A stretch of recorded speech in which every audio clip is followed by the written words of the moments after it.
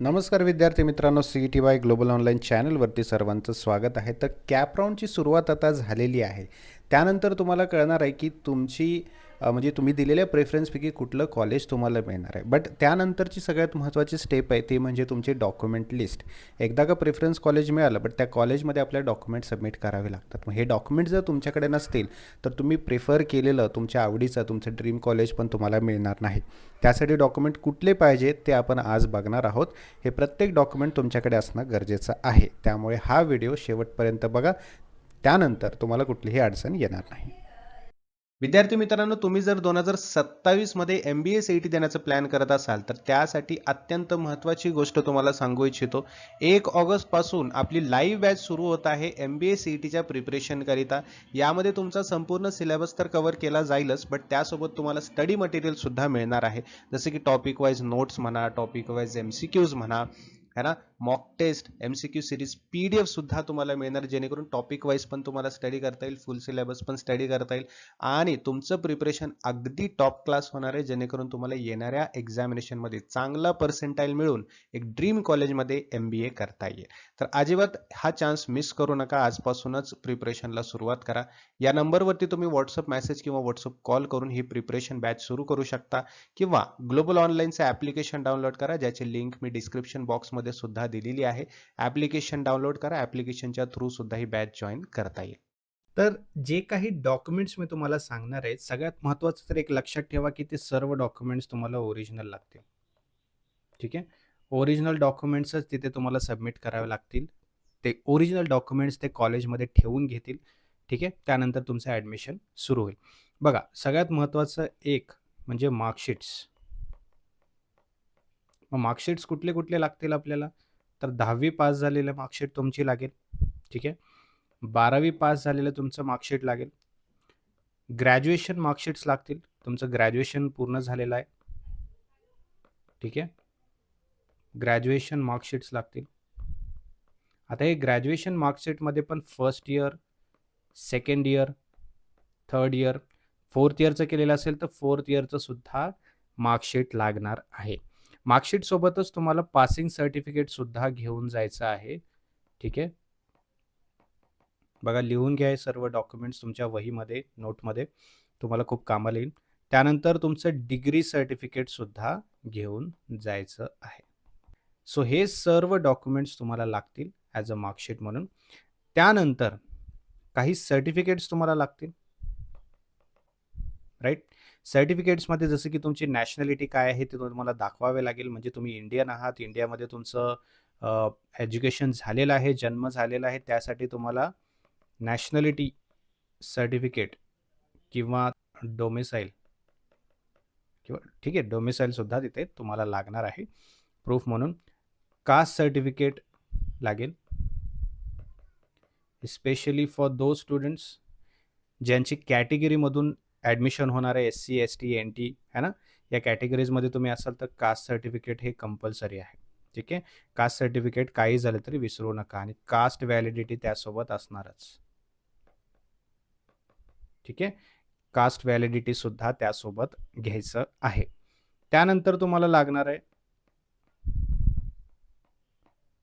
Non creamy layer certificate.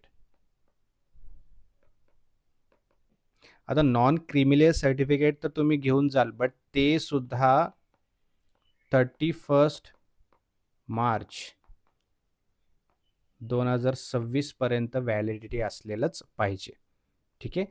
म्हणजे latest non creamy layer certificate तुम्हाला तिथं लागणार आहे.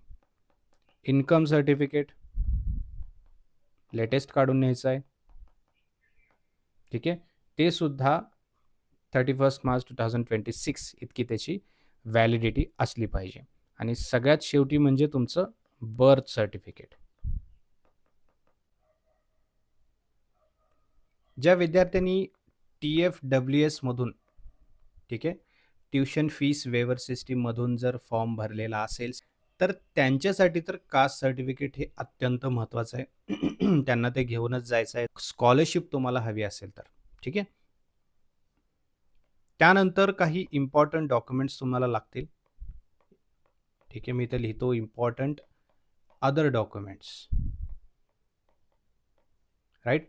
जसं की CET score card. CET score card अत्यंत महत्त्वाचं आहे. तुम्ही CET पास झालेला तुमचा कट ऑफ किती आहे, तुमचा स्कोर किती आहे त्यामध्ये दर्शवलेलं असतं. त्यामुळे CET स्कोर कार्ड तिथे घेऊन जायचं आहे. आणखीन एक महत्त्वाचं म्हणजे फ्रीज. त्याला फ्रीज कन्फर्मेशन लेटर आपण म्हणतो.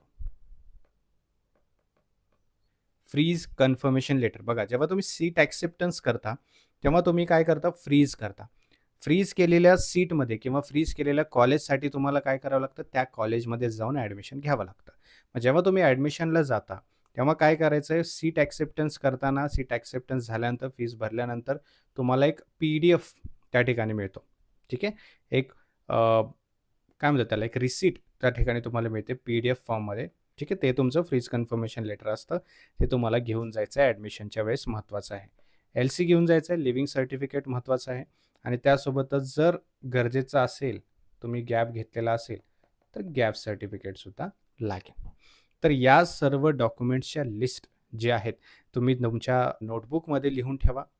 तुम्ही नोटमध्ये लिहून ठेवा, मोबाईलमध्ये लिहून ठेवा किंवा स्क्रीनशॉट्स काढून तुमच्याजवळ ठेवा.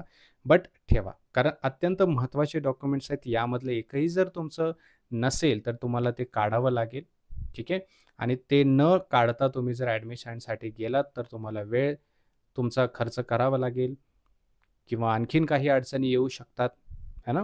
त्यामुळे या सर्व डॉक्युमेंटची लिस्ट तुमच्या समोर आहे. सर्व डॉक्युमेंट्स तयार ठेवा आणि ॲडमिशनला जा. मग तुम्हाला कुठलीही गोष्ट अडवू शकत नाही.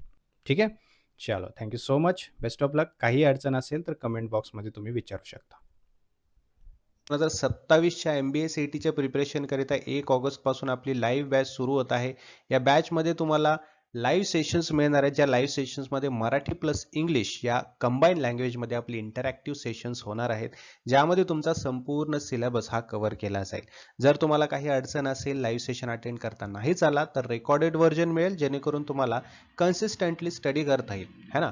त्यासोबतच स्टडी मटेरियल मिळणार आहे, जसं की टॉपिक वाईज MCQs म्हणा, फुल सिलेबस नोट्स म्हणा, मॉक टेस्ट मिळणार आहे प्रॅक्टिस करण्यासाठी, MCQ सिरीजचे PDF मिळणार आहे, जेणेकरून टॉपिक वाईज स्टडीसुद्धा तुम्हाला करता येईल.